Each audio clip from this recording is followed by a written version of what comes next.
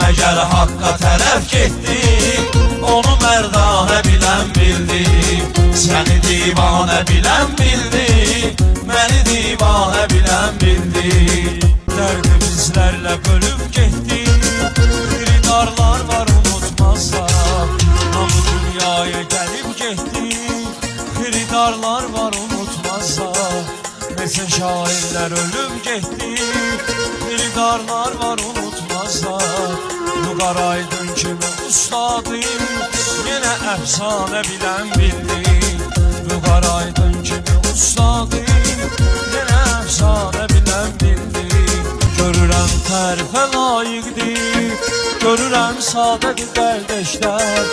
Ən şirin nəğmədir qardaşlıq, ən xoş ifadədir qardaşlar.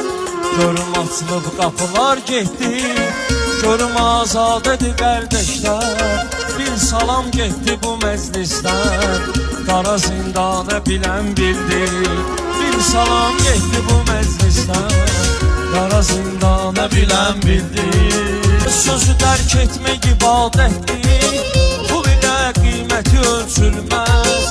Söz Quran surəsi ayətdir, pul ilə qiyməti ölçülməz. Söz Xudadan bir əmanətdir, pul ilə qiyməti ölçülməz.